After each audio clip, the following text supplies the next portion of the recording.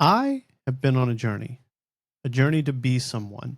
And along the way, I learned the secrets. It's your friends, the people you choose to spend time with. My life, health, and wealth have been changed forever by the people around me. And now it's time for you to meet my friends. This is the Be Someone podcast with Michael Hong. Welcome back to the Be Someone podcast with Michael Hong. Today, I'm so excited to have my guest, Derreck Long, here. We've known each other for a number of years, and we've been involved in through real estate groups and meetups over the years. And I'm thrilled to have Derreck on the podcast. Derreck, how you doing, brother? I'm doing great, Michael, man. Thanks for having me. You're right, dude. It's funny. I think we actually originally met in 2017, 2018 timeframe. So it's kind of crazy to think we've known each other for almost 10 years. Yeah, So, we're coming up on that. Yeah, we did meet that long ago. You and I met at meetups, and I raised a lot of private money from yeah. mutual friends of ours over the years. So it's Yep. really good to have you in my network. Yeah. Well, thanks. Appreciate it. So, Yeah. So Derreck, I like to start the podcast by asking everyone to tell us a little bit about yourself and tell us how you got started in real estate. yeah. Well, actually, it's funny is, my dad, if you look on both sides of my family, my mom and my dad, everyone, my grandparents and great grandparents have all been in real estate their whole life, right? All the way back to my great grandpa, who was a farmer, but he was flipping land, and then he'd sell land to cattle farmers and stuff like that, right? It was kind of crazy because then my grandma on both sides were brokers and agents, and then my mom was an investor, my dad's an investor, and my dad was a lender, and so I kind of grew up in that industry. And what was weird though is I decided to open a restaurant instead. Right? Failed miserably. And then what was really funny is I did my very first real estate deal back in 2012, 2013. And it was a fix and flip on a property. And if we look at the numbers, I broke even. Like I might have made a couple $100, but that couple $100 that I made took me 8 months, and the stress and everything involved in that property. And it was all because I did it the wrong way, and I wasn't pairing up with a good mentor. I didn't have a good coach. I didn't have the right tools at my disposal because I was trying to do it myself. So since then, I've actually done so much better, and now I actually help people on a consistent basis use a retirement account to buy real estate. And this could be investing in fix and flips, syndications, notes, you name it. So I've seen every transaction that you can imagine. So. Yeah. Yeah, I know that firsthand. I have a lot of guests on here that tell me about things that they've done. And for you, I know it firsthand because I've been in the room as a lot of this was going down the past. And I've had a self-directed retirement account in the past, and I love investing in real estate. I did stocks, S&P 500 for years, and I talked about on other podcasts how before I got involved in real estate, I thought stocks are going to be the way that I'm going to retire early. And it's better than setting your money on fire, I suppose. But 50-50. Whenever I looked up at the guy who was above my boss and he was making over $250,000 a year, he was in his 60s, he had a terrible relationship with his family, and he was balding and stressed out all the time. I looked at him and hey, he had stocks in his retirement account. And so before I became real estate retired about a year and a half ago, going back years ago, I started a self-directed IRA so I can invest in real estate as well. Yeah. And so that's worked out great for me, man. Yeah. One of the biggest things I tell people is when you're getting started in real estate, you should be asking yourself, where's your money? Like right now, if I could grab every bucket of money that you have out there, where do you keep the most of your cash? And about 90% of Americans have more money in a 401k, a 403b, a TSP, a 457, an IRA, something like that, right? They have money sitting in a retirement account. And the biggest thing that people miss out on is they don't realize you can use that money to jumpstart your real estate business. No taxes, no penalties.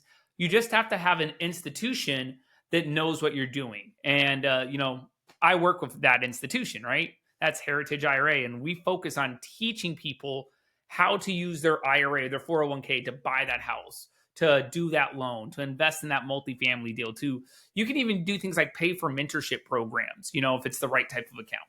So I think it's funny that a lot of times people, they stress out. They go, man, I don't know where I'm going to get the money for this deal, right? I have a great deal, but I don't have any money. You probably have more money than you realize, you know?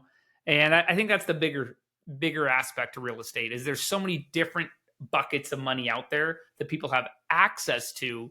That's what we should be focusing on is how do I get access to that money to finish this fix and flip? How do I get access to that money to invest in this multifamily deal or this oil and gas deal or this syndication or just lend this person money, right? It doesn't matter. So there's more money out there than you realize.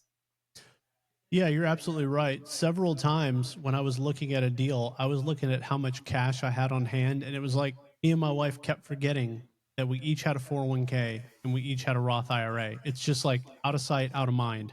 When you Exactly. do your net worth calculations, it's there. But when you think about, I need $50,000 for a deal, it just slipped our mind over and over and over again.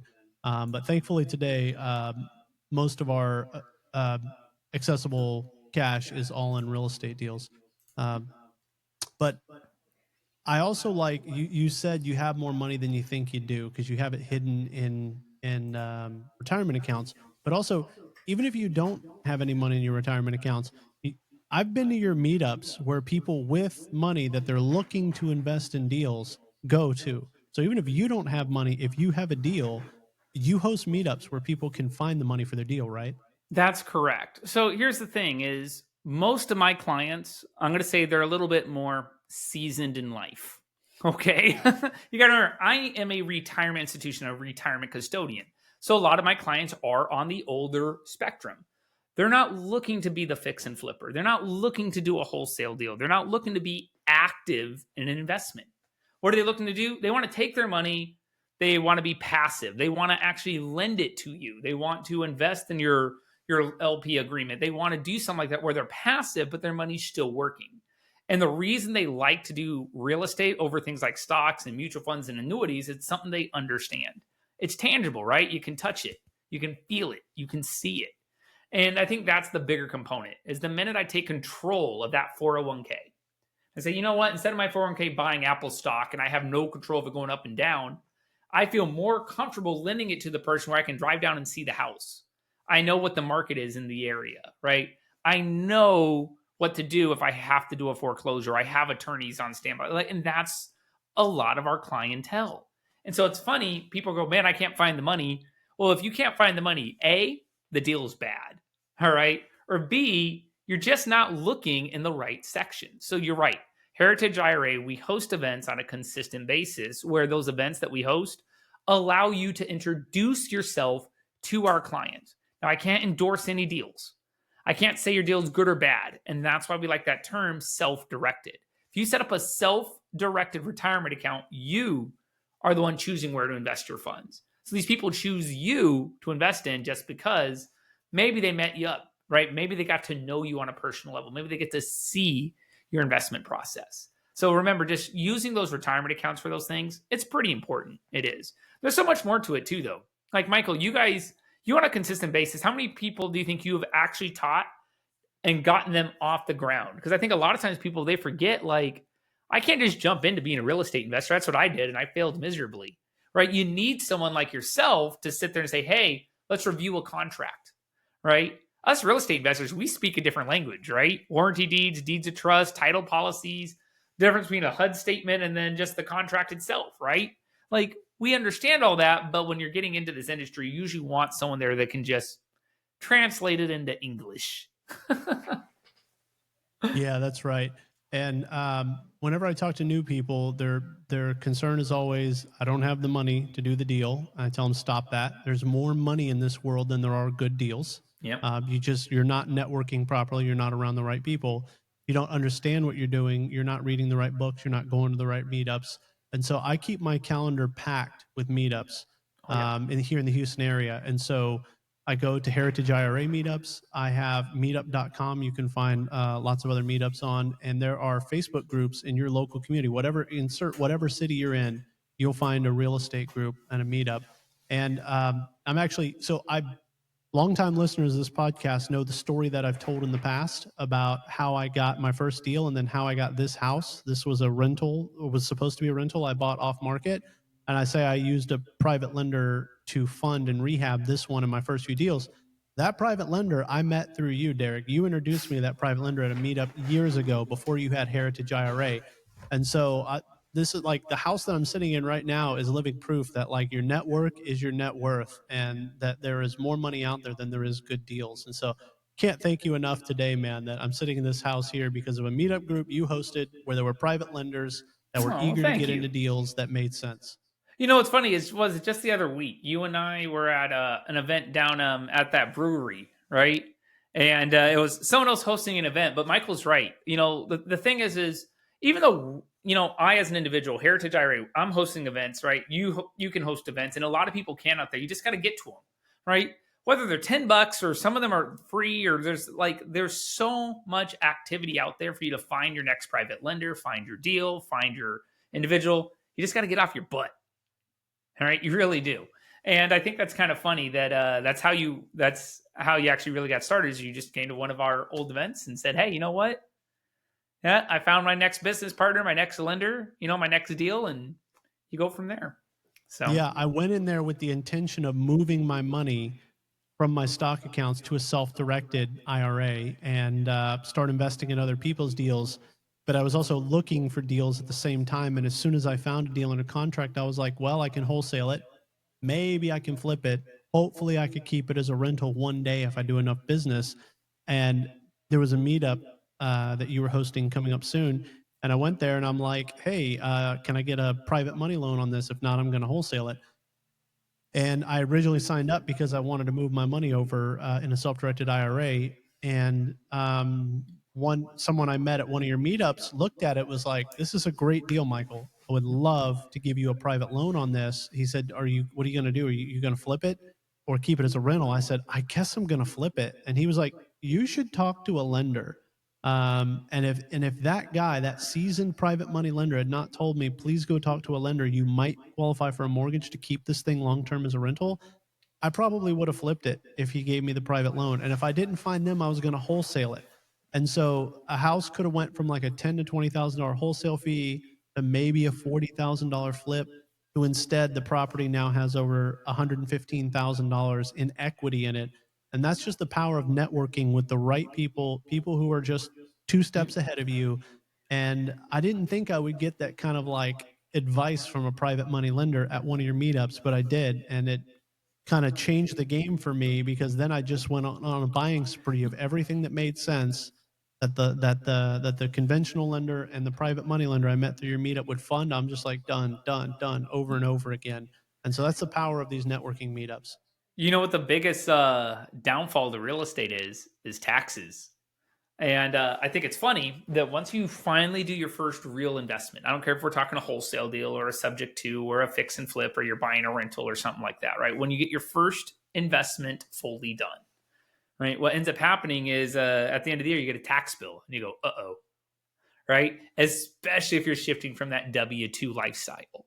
And I see a lot of people, they fall into this trap where they are doing a lot of deals and they start making a lot of income and they forget about the taxation. And the only reason, Michael, I bring this up is if we're doing these same investments inside your self-directed retirement account, could be an IRA, could be a 401k, it doesn't matter, right? If we're using a self-directed one, you can avoid up literally 100% of the taxes on your investment. You could do that exact same fix and flip, zero taxation. You could have those rents coming in tax free. You could do that wholesale deal and have no taxation owed on those earnings. And it's something I think a lot of people seem to miss, right? It's one of those unique aspects of why do people want to use their retirement account. And I always label it as you are a taxable entity. You make profit, you make money, you got to pay your taxes. The IRS, though, says that your retirement account is a tax exempt entity. And if you have the right institution, they'll let you do that same deal and you can truly avoid the taxes. So it's one of those thought processes. It's not just where's your money. We've spent so much time today just talking about, well, where is my money? Is it in an IRA, a 401k, my own checking, my savings? But there's more to it, right? We should be looking at doing as many deals in those retirement accounts because it is ultimately a better way to compound your money if you don't have to pay Uncle Sam. So Yeah, that's right. who wants to really pay the IRS? Yeah, that's right. Someone told me one time, and this stuck with me, that the tax code is like an incentive structure, and the government is incentivizing you to be smarter and produce more and pay less taxes. Someone told me is like, this is a free country. You're free to do whatever you want, and that comes with a tax bill. But if you do what the government wants you to do, the government wants you to provide housing, the government wants you to save for your own retirement so you're not a burden on the system when you retire.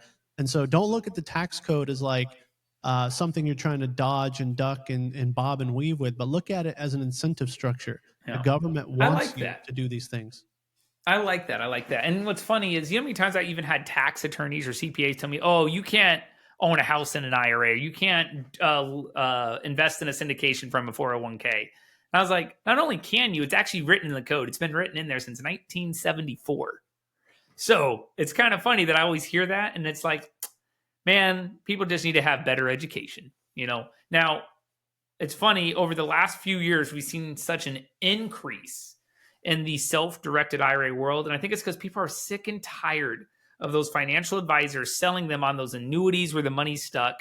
And at the end of the year, they realize they only made 3 or 4%, And it's, oh my God, I think people are just sick of it. They're sick and tired of putting the money in the stock market and they watch it go sky high and then sky low, right? Or, oh, you know what, the next best thing is cryptocurrency, right? I can't wait to buy some more Bitcoin. And then they watch the Bitcoin crash, and they're trying to time the market. They're trying to figure out, okay, is it now a good time to sell? Is it not? And you can make money in any one of these asset classes. But I think real estate's the only one that you have the most control over, right? I really do. I think you have the control.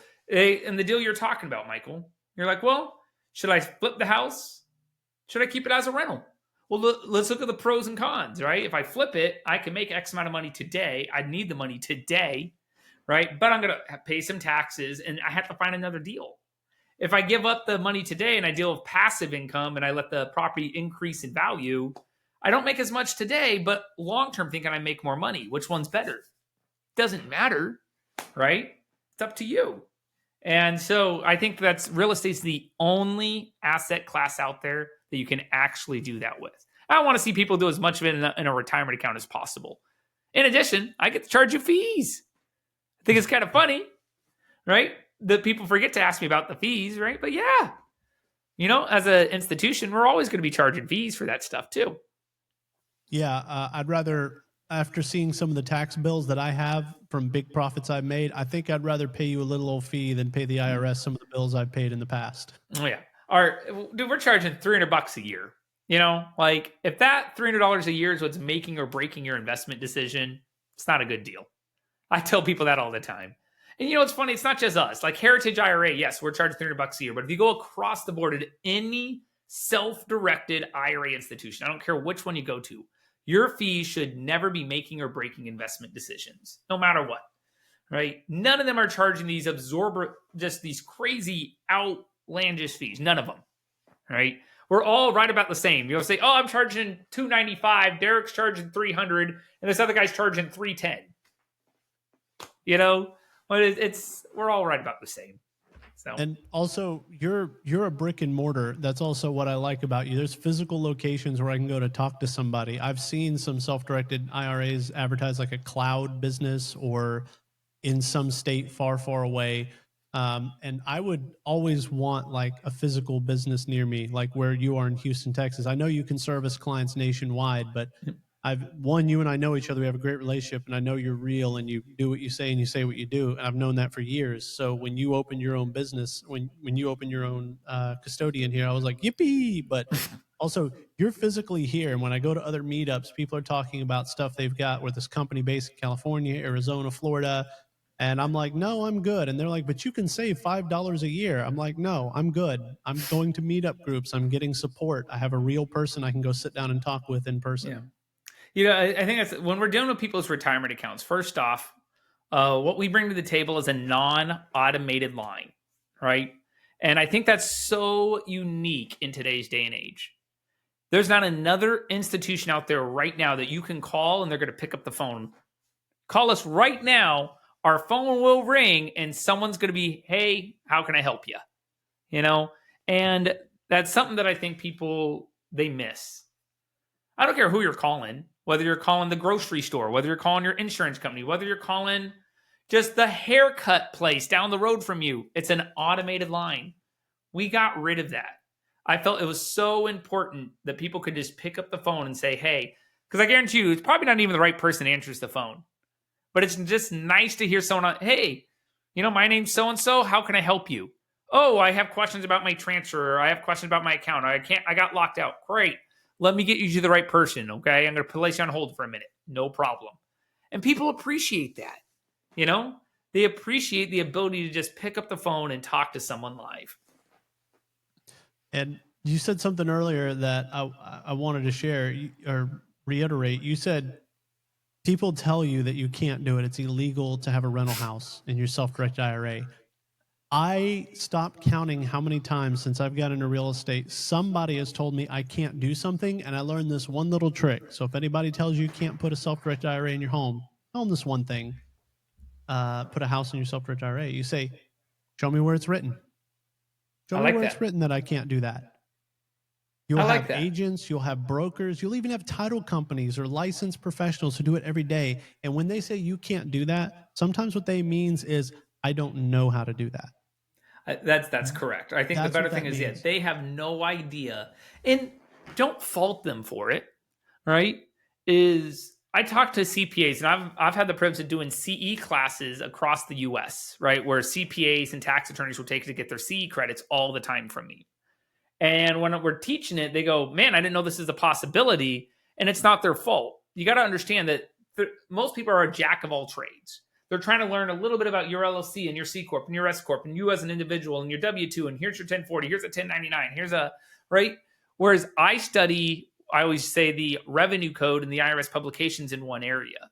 That's retirement accounts, right? I know darn near every single revenue code and publication that is related to a retirement account. And so I can help people out in those aspects, and then it makes sense. So I'm the master in one trade, not a jack of all.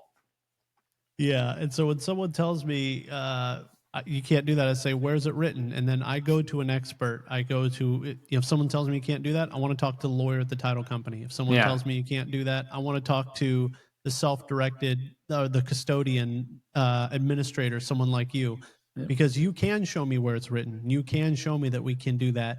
So I don't get real estate investing advice from agents, even title companies. Whenever I'm trying to do a strategy, I go right to the source of who's doing that strategy.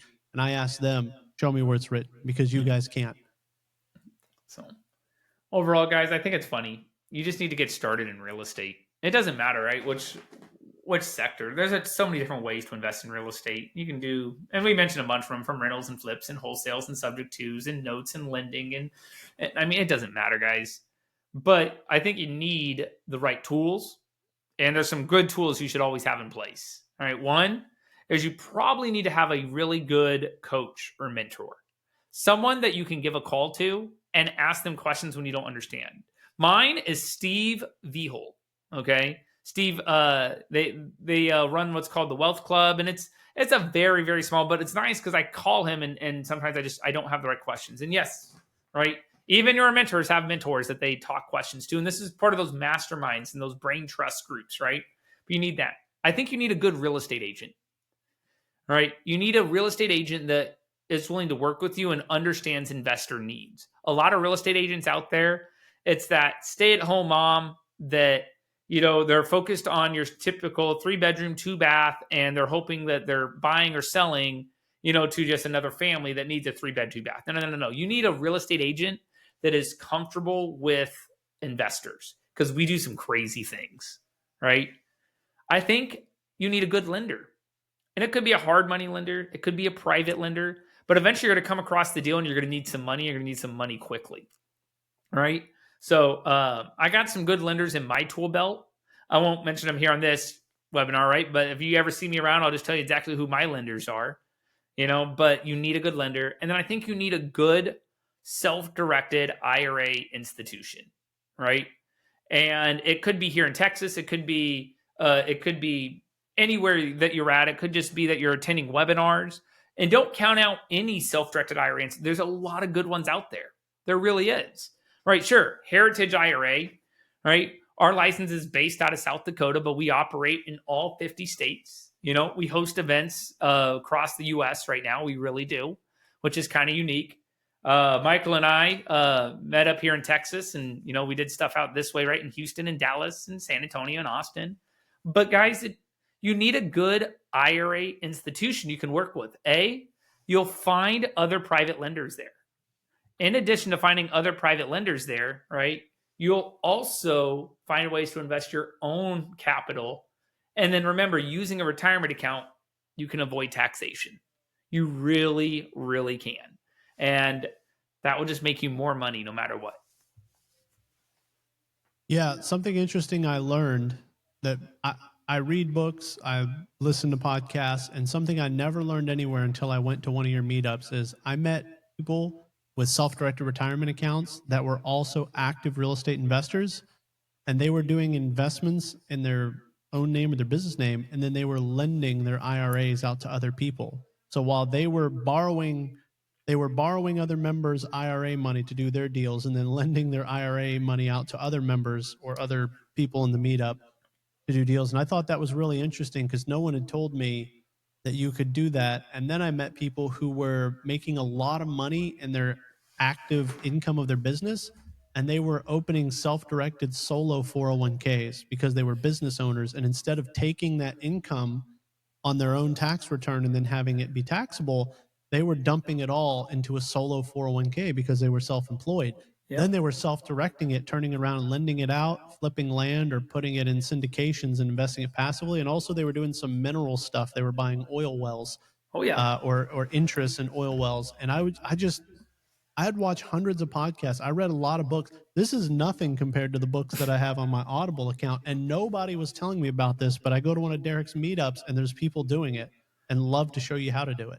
Oh yeah, absolutely. And it's funny. A lot of things you just mentioned too is we always say a self-directed IRA, but there's really three accounts, and I break them with three categories. You have a self-directed, what I'm going to call IRA. This is your traditional IRA, a Roth IRA, a SEP simple, an HSA, an ESA, right? But you also have something like, and you mentioned it, a solo 401k. And if you do it properly, people don't realize you can contribute up to $153,000 a year to a solo 401k. Now, when you think about that contribution, you now have the choice between taking a tax deduction. $153,000 tax deduction sounds pretty attractive. Or we can put it all into a Roth. And I think this is so important because one of the most common misconceptions I hear is I make too much money to contribute to a Roth. If you ever hear that, that is a false statement. Everybody out there, I don't care if you're making $1 billion a year, you can put money into a Roth. And so knowing that, we can actually contribute a whole ton of money. And you might have to take some extra steps and go through that process, but everybody can. The third one, so we got the IRAs, we got the 401ks. There is something called a ROBS account, ROBS, rollover business startup. People don't realize they can take their entire retirement account balance and use that to start their own company, right? And so there's unique aspects where we can take all of those funds and you can, you know what, I am going to start my own real estate business, or I am going to start my own whatever it might be. And the IRS has something called a rollover business startup plan, right? And I deal in all three. So, wow. I didn't even know about that. And I've been going to your meetups for years. I didn't know about the rollover business, the Rob's account. yeah. That's amazing. And that's why you got to have the right people in your corner, because I have heard a lot, even in my W-2 life when I was still in corporate America, people say, I can't I earn too much to put in a Roth IRA. And that's not true. You get again, when someone tells you something, say, where's it written? Who told you that? Let's get an expert on the phone. Let's call Heritage IRA and let's get the answer from the horse's mouth right now. Yeah. So always go to the authority when you're trying to make a decision. Don't work off what Uncle Bob or a realtor down the street told you, or Uncle Bob. your broke friends, or your coworker who gets laid off because he's low productivity. I don't rely on those people. I go to the sources for the information. When it comes to self-directed stuff, I call Derreck. Well, thanks, Michael. I appreciate it. I really do. So. All right, so we're gonna move to the ending segment, these questions I ask everybody in this podcast that I do here. Um, I like to ask, and we didn't talk about this before the show, so sorry to spring this on you. But I always tell everyone we're kind of on a course in life that society put us on. We think we're acting in our own free will, but we're usually on a course that was set by us, either by our parents, our school, our spouse, or whatever. And along the way, there's like a book usually that changes our course. There's something big in your life that changed course. I've interviewed a lot of people, been interviewed by a lot of people. It's usually a book that changes the course of life. So, what book changed the course of your life? So I was the bad kid in school. Okay. I was the one that I would cheat on the book report, right? I didn't want to read the Goosebumps book when I was a kid, and I didn't want to read, To Kill a Mockingbird and all those other things, right? If I would have had Google back then, like when I was in school, oh man. But it was funny. The first real book I sat down and I read cover to cover, and I've to this day I've read it multiple times, was Rich Dad Poor Dad. You know, and I think most of us listening out there, you probably have read that book. It's by Robert Kiyosaki. What it really does is give me a different outlook on money, is what that one did. All right. The second one that I think most people, especially if you listen to this, is always in it's by Napoleon Hill. It's that Think and Grow Rich, right? And what I really appreciate, there's a lot of stories in there. There's a lot of those type of things. But there's one story in particular that sticked out to me, and that was the 3 feet before gold. So, do you remember that story? No, that one escapes me. Even though I've read those books, I don't remember Yeah. that story. So, in the Think and Grow Rich, the guy he's digging for gold, and there's a lot more to it, but he stops because he kept failing. He couldn't find the gold. He couldn't find the gold, and he digs his big cave, and he gives up, and he's like, I can't do it. I quit. Right. The next guy goes in, swings his pickaxe, and there's gold. It was one swing away. And we don't know when that next swing's going to be. And I thought that was such a unique story. And if you read the whole story in Think and Grow Rich, right, it's a good aspect, right? But it was one of those. It's just you have all the naysayers, you have all the negatives, people. The final thing, and this is actually probably the hardest book I think for most people to read, is The 7 Habits of Highly Effective People, right? And you're smiling. Have you read that one, The Seven Yes. Habits? Yeah, Yes, sir. it's funny because I like the way they describe a habit. And we think of how it's biting your nails or smoking, a cigarette, or it could be a good habit, it could be a bad habit, it could be binge watching Netflix, you know. And if we start to recognize what our habits are, we can replace our bad ones, with good ones, you know. And so I think those 3 books right there, like those were really influential to myself, especially in my younger years. So I'm getting Wow, old we now. I got got all the grays in the beard. Look at all those. Look at those things. What are those? Right? That's called stress. You didn't have a gray beard when I met you. Wow, we got 3 books on that. Thank you. I'm glad. Rich Dad Poor Dad's the most common one said on the podcast, and I usually ask Absolutely. people for a second one if they bring up Rich Dad Poor. It was influential to me. That was the first real estate book that I read. I have several copies on the shelf behind me, and I keep giving them out. So I just buy them 4 or 5 at a time. I actually have an original copy sealed in plastic still behind me, and on my top shelf, I have books that I've met the authors and they've signed. I missed Robert Kiyosaki last year. We were supposed to meet, and I was going to unseal that original one and have him sign it. I missed that, so that's on the list for this year. I think I'm going to track him down at a conference or something this year. But That's thank you nice. for the triple bonus books there. And so, uh, lastly, I like to ask a couple questions everyone that comes on the show. So we're big believers of the Go Giver here, and for anyone who hasn't read the Go Giver, I remind them that when you were born, your parents had to give to you long before you were able to give back to your parents. And if you work a traditional job, you work for 2 weeks or more before you get a paycheck. And so if you're standing in front of a fireplace holding wood in your hand saying, "Give me warmth first and then I'll give you the wood," it's going to be a cold winter for you. So I always ask every guest, what can you give our audience today? So if you're going to be working with Michael, right, or you want to just reach out from this podcast, what I'll do first off is we typically do charge you $50 to set up an IRA. Okay. So I'll waive that fee 100%. So we'll give you a free self-directed IRA. If you want something that's a little bit more hands-on, like a solo 401k or something like that, what we'll do is we'll knock off $250. So I'll literally give you a $250.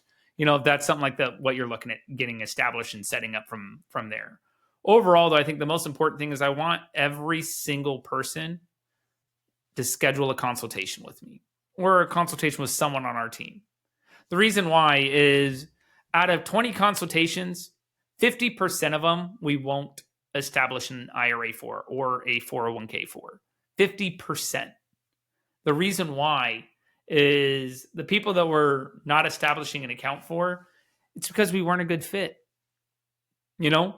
And I talked to a gentleman earlier today. He was setting up his very first self-directed Roth IRA. He's going to put in $8,000 for this year and $8,000 for last year. But I charge you $300. And we're talking, and I'm like, look, I'm going to charge you $300 a year if you hold an investment. What investments are you looking at? So we started talking. He goes, well, I don't have any investment. I don't know what to do yet. Well, go to your local bank. Your local bank will set you up the same Roth IRA for free. It's like when you're ready and you find your deal, then give me a call. And he was like, thank you. And he really appreciated that just kind of upfront guidance that I wasn't there just to set him up an account and get him funds. And so schedule a consultation. None of our retirement specialists are commission based or fee based or anything like that. They're all straight salary and they're here just to answer your questions. So a free self-directed Roth IRA, or if you want to do a solo 401k, you're going to give them a discount of $250 on that. That's right. I like that because guess what? I had to pay for my first self-directed IRA. So I think that's an amazing offer that you're making everybody there. Thanks. And I so, appreciate it.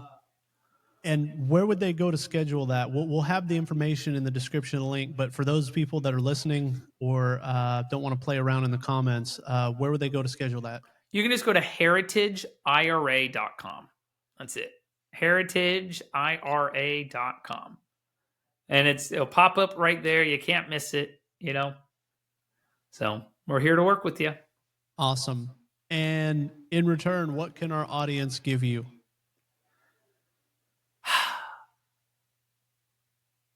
Your time. And what I mean by that is you've heard me mention this multiple times on this podcast. There's a lot of good self-directed IRA institutions out there, right? Equity Trust, Directed IRA, iPlan, right? I think any one of these institutions is actually a great institution. But I'd love it if you worked with us. And that's what I mean by your time. You'll see me speak on stage with multiple people from multiple IRA institutions, which is why I can talk so positively about them. But when it comes down to it, I want you to choose me. I can buy a Chevy truck, a Ford truck, or a Dodge Ram. It's now just a Ram truck, right? All three trucks are good. They all have four-wheel drive. They all get me what I need to do. But which one do I want the most? And I'd like to think that would be us. And so that's it. Give me your time. I love that, Derek. And what's the Instagram handle for Heritage? You know offhand? So, dude, we have an awesome marketing officer. So I know we have an Instagram. I think we have a TikTok. I think we have a Facebook. I think we have a LinkedIn. Yeah, I don't know that stuff, man. I just looked it up because I tag you guys frequently, and everybody on this podcast gives away their Instagram. So it's Heritage IRA Official. So it's IG at Heritage IRA Official, and the website is one more time. heritageira.com. All right, heritageira.com. And that's the best way to get a hold of Derek. Follow what's going on. They post their events on there, and they post helpful tips and free webinars on there. That's how I stay up to date, is with their Instagram at Heritage IRA Official. And whenever they're having an event, I always post it on my timeline on my Instagram. I'm at Michael B. Someone on Instagram. And on every podcast, this one included, I give away my cell phone number because I haven't regretted it yet. So give me a text. Don't call me. I get so many spam calls. But anybody have questions, you have a deal in Houston, Texas you want me to look at, if you're looking for private lenders or you're looking to invest or lend on a deal, shoot me a text. It is 832-301-9672. This has been the Be Someone podcast with Michael Hong and Derreck Long. A little bit of a tongue twister, Hong and Long, with Heritage IRA signing off. Thanks, Michael. Thanks, Derreck.